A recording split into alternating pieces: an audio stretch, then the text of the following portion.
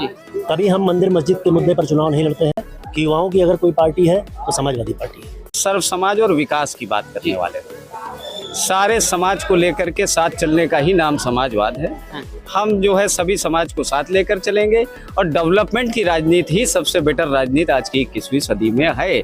जहां बात की जाए रोजगार की, जहां बात की जाए शिक्षा की, जहां बात की जाए स्वास्थ्य। कह सकते हैं कि इंडिया मजबूत नहीं, मैं तो जानता हूं और मेरा पूरा हिंदुस्तान का प्रत्येक व्यक्ति, एक बच्चे से लेकर बुढ़ा तक हर व्यक्ति जानता है कि इंडिया से मजबूत इस विश्व में कुछ नहीं है।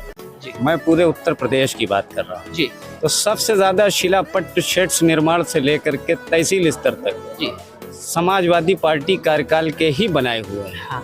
और अधिवक्ताओं का बड़ा तबका, माननीय नेताजी ने उनको आयोग में सदस्य बनाने, तमाम मंत्री बनाने और बहुत से काम अधिवक्ता हित में किए। देखिए राजू दास जी ने, जिनकी आप बात कर रहे हैं, उन्होंने, मेरे जो जानकारी में है कि उन्होंने कोई ऐसा बयान दिया जिसमें समाज में एक गंदा मैसेज गया जो वाकई में निंदनीय है जी। और जिस पर मुझे जो जानकारी में है, अभी मैंने देखा नहीं है, सुना ही है कि उन्होंने उस पर माफ़ी भी मांगी है। तो स्वयं में प्रतीत होता है कि उनसे त्रुटि हुई, वो स्वयं मानते हैं कि उनसे गलती हुई है, जिसकी उन्होंने सार्वजनिक रूप से माफ़ी मांगी। बात तो यह है कि इस समय जो सरकारें केंद्र और प्रदेश में सत्तासीन है जी, तो इसमें एक बहुत बड़ा तबका जो है नाराज है जी। जैसे जनपद अयोध्या में ही शहरी इलाके में जी कुछ जगह निर्माण कार्य चल रहे हैं जी। निर्माण कार्य बहुत अच्छी बात होती है, लेकिन तमाम अव्यवस्थाएं हैं, उसमें आने जाने वालों को कष्ट है। नमस्कार सभी को, इस समय हम मौजूद हैं कचहरी में। आज समाजवादी पार्टी के द्वारा अधिवक्ता संघ के प्रदेश अध्यक्ष है, उनके द्वारा यहाँ पर 2 नियुक्तियां की गई हैं। पहले तो जिला अध्यक्ष की नियुक्ति की गई है और दूसरी जो है महानगर की नियुक्ति की गई है। और अब जो 2024 का चुनाव भी लगभग सामने है, मात्र 6 से 7 महीने बचे हुए हैं। तो सबसे पहले जानेंगे कि अधिवक्ता समाज की जो जिम्मेदारी इन युवाओं को दी गई है, वो किस तरह से समाजवादी पार्टी को मजबूत करने के लिए, अधिवक्ताओं को एकजुट करने के लिए किस प्रकार से काम करेंगे और किस प्रकार से लोकसभा में अधिक से अधिक सीट लाने के लिए जो है संघर्ष करेंगे। सबसे पहले आप अपना नाम बताइए। जी, शावेज जाफरी एडवोकेट जी। आपको कौन सी जिम्मेदारी मिली है? सबसे पहले आपको बताना चाहेंगे कि आदरणीय समाजवादी पार्टी के राष्ट्रीय अध्यक्ष आदरणीय अखिलेश यादव जी, समाजवादी अधिवक्ता सभा के राष्ट्रीय अध्यक्ष श्री कृष्ण कन्हैया पाल एडवोकेट जी और प्रदेश अध्यक्ष अधिवक्ता सभा के सिकंदर यादव जी द्वारा मुझे जो है जनपद अयोध्या का जिला अध्यक्ष अधिवक्ता सभा का, समाजवादी अधिवक्ता सभा का नियुक्त किया गया जी। जिम्मेदारी हमको जिला अध्यक्ष की मिली है। जैसे कहा जाता है ये एक बहुत बड़ी जिम्मेदारी है और लगभग 7 महीने चुनाव को बचे हुए हैं। तो किस प्रकार से आप एक युवा हैं और युवाओं को तो जोड़ने का कैसे प्रयास करेंगे, और जो अधिवक्ता समाज है उसको किस प्रकार से आप समाजवादी की तरफ लाने का प्रयास करेंगे जिससे समाजवादी पार्टी मजबूत हो? देखिए, सबसे पहली बात तो यह है कि इस समय जो सरकारें केंद्र और प्रदेश में सत्तासीन है जी, तो इसमें एक बहुत बड़ा तबका जो है नाराज है जी। जैसे जनपद अयोध्या में ही शहरी इलाके में जी कुछ जगह निर्माण कार्य चल रहे हैं जी। निर्माण कार्य बहुत अच्छी बात होती है, लेकिन तमाम अव्यवस्थाएं हैं, उसमें आने जाने वालों को कष्ट है। तो जैसे अल्टरनेट किसी चीज़ का होना चाहिए और अलग अलग आज किसान, मजदूर, छात्र, जैसे आदरणीय अखिलेश यादव जी पूर्व मुख्यमंत्री जी के समय में छात्रों को बड़े पैमाने पर लैपटॉप वितरण किया जा रहा है और आपने युवाओं को बढ़ाने का काम किया जी। हमारे पूर्व मुख्यमंत्री समाजवादी पार्टी के नेता आदरणीय मुलायम सिंह यादव जी द्वारा अधिवक्ता हितों में जो है प्रदेश भर में कार्य किए गए।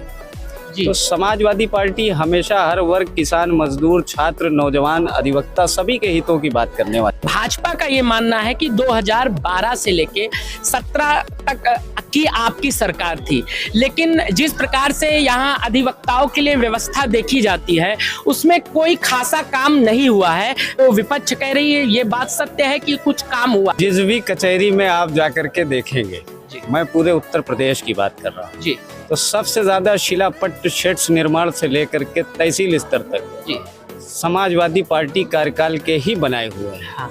और अधिवक्ताओं का बड़ा तबका, माननीय नेताजी ने उनको आयोग में सदस्य बनाने, तमाम मंत्री बनाने और बहुत से काम अधिवक्ता हित में किए। जी। अभी इस कार्यकाल में मुझे नहीं लगता कि अधिवक्ताओं के लिए वर्तमान सरकार ने कोई कार्य स्पेशली किया हो। हमको ना कोई चिकित्सा व्यवस्था में छूट दी गई, ना किसी हमको जो यहाँ जान लीजिए कि जो अधिवक्ता हमारे प्रतिदिन कहीं से अप डाउन करके प्रैक्टिस करते हैं, उनको भी टोल टैक्स में, जनपद के अंदर ही रहने वाले अधिवक्ताओं को कोई टोल टैक्स में किसी तरह की कोई छूट प्राप्त नहीं है, जबकि वो रूटीन वे में कचहरी आते हैं, उनको कष्ट होता है।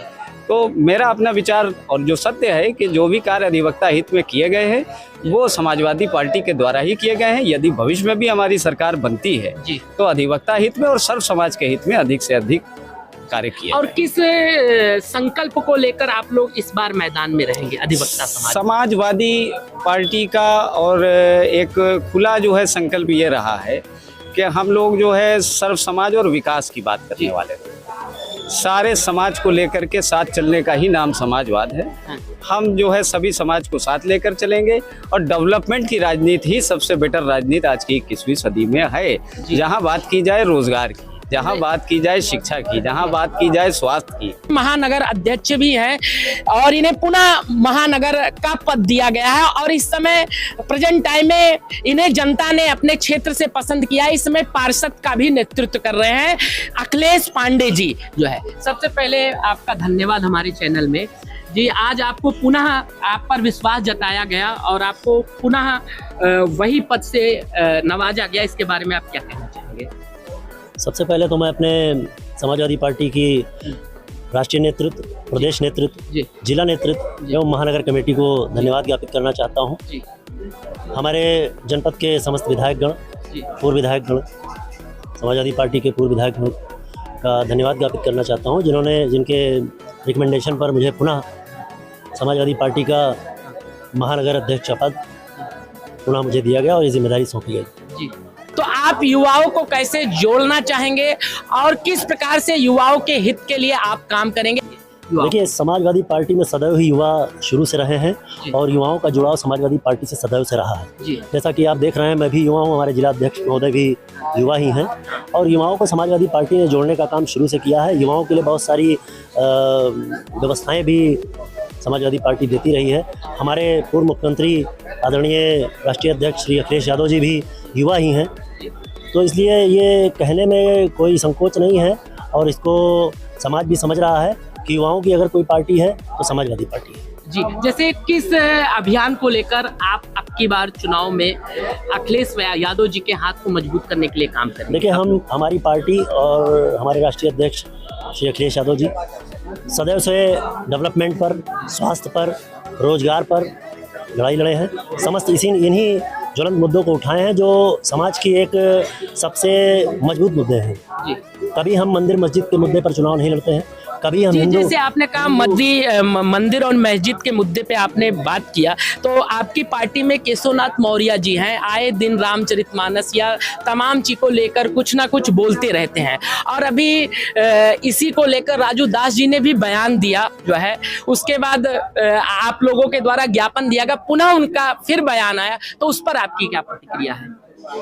देखिए, राजू दास जी ने, जिनकी आप बात कर रहे हैं, उन्होंने, मेरे जो जानकारी में है कि उन्होंने कोई ऐसा बयान दिया जिसमें समाज में एक गंदा मैसेज गया जो वाकई में निंदनीय है और जिस पर मुझे जो जानकारी में है, अभी मैंने देखा नहीं है, सुना ही है कि उन्होंने उस पर माफ़ी भी मांगी है। तो स्वयं में प्रतीत होता है कि उनसे त्रुटि हुई, वो स्वयं मानते हैं कि उनसे गलती हुई है, जिसकी उन्होंने सार्वजनिक रूप से माफ़ी मांगी है। विपक्ष ने इंडिया नाम रख दिया है, तो इंडिया नाम, आप भी विपक्ष में ही हैं, तो पक्ष का कहना है कि इसके रखने से कोई प्रभाव पड़ने वाला नहीं है और आपकी पार्टी का मानना है कि इंडिया सबसे मजबूत तरह से उतर के लड़ेगी। इस पर क्या कहना चाहेंगे? देखिए, अब ये वो कह सकते हैं कि इंडिया मजबूत नहीं, मैं तो जानता हूँ और मेरा पूरा हिंदुस्तान का प्रत्येक व्यक्ति, एक बच्चे से लेकर बुढ़ा तक, हर व्यक्ति जानता है कि इंडिया से मजबूत इस विश्व में कुछ नहीं है। जी नहीं, तो उनका कहना है कि संतों का भी मानना है कि भारत है हमारे देश का नाम, ये तो इंडिया जो है विदेशियों ने रख दिया, इसलिए लोग बोलते हैं, लेकिन हम भारतीय हैं तो हम भारत नहीं। इंडिया और भारत कहीं अलग है नहीं, लेकिन इंडिया और भारत कहीं अलग है ना, जब से आप लोगों ने नाम रखी। आप एप्पल को सेब ही कहेंगे ना, अनार तो कहेंगे नहीं। जी और आम को सेब को एप्पल ही कहेंगे। जी। तो ये वो कहें कि हम इंडिया नहीं हैं, हम आखिरी भारत। सवाल लेंगे कि आप लोग जैसे किसके नेतृत्व में चुनाव लड़ेंगे, किसको आप अपना प्रधानमंत्री मानेंगे? अब ये हमारा राष्ट्रीय नेतृत्व तय करेगा जी। और राष्ट्रीय नेतृत्व जो तय करेगा उस पर हम लोग तैयार हैं, हम चुनाव लड़ेंगे। मतलब जो जिसको तय करेंगे आप लोग स्वीकार करेंगे? बिल्कुल स्वीकार करेंगे। तो इस प्रकार से भैया ने कहा कि जो नेतृत्व तय करेगा उसको हम लोग स्वीकार करेंगे।